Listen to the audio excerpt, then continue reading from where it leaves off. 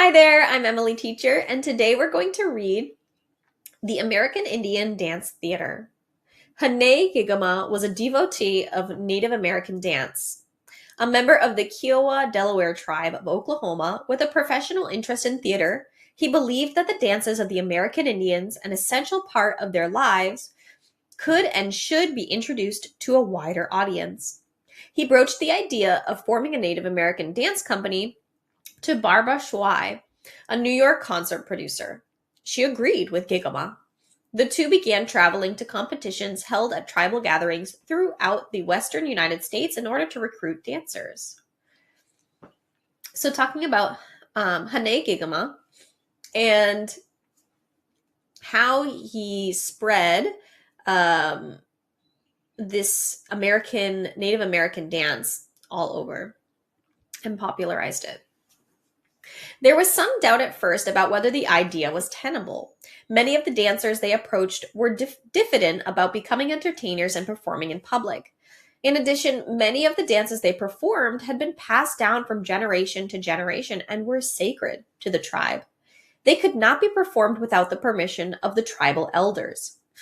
Gigoma and Shuai managed to surmount these problems, and they offered reassurance that the integrity of the dances would be respected.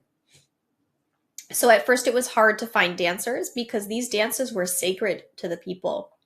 And in order to perform them for others, they needed the permission from tribal elders.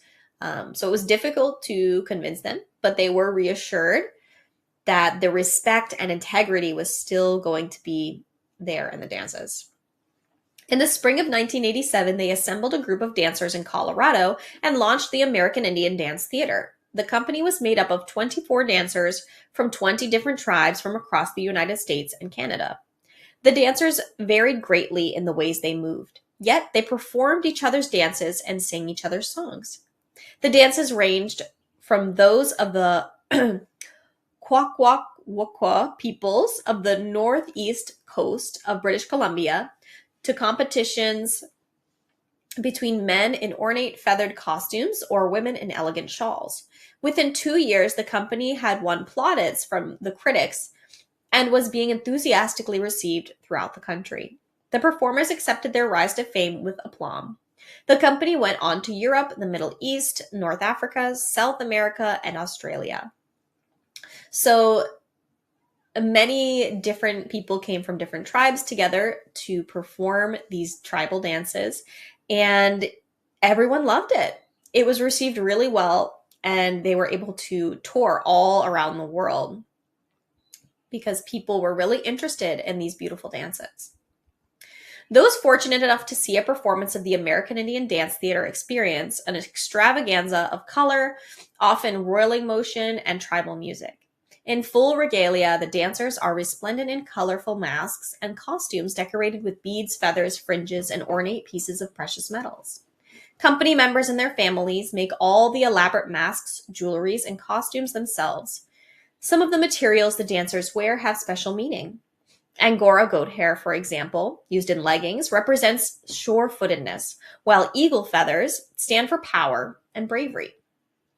So they had these beautiful costumes, beautiful traditional clothing that they would make themselves. And they used beads, feathers, fringes, fur, that all represented something to the dancers. The eagle, believed to be a messenger between the spirit realm and humankind, is sacred to all tribes. It is featured in many of the dances. There is a stately eagle dance performed by Zunis of New Mexico. Another dance by Plains Indians acts out the bird's life cycle to the accompaniment of the plaintive music of a wooden flute.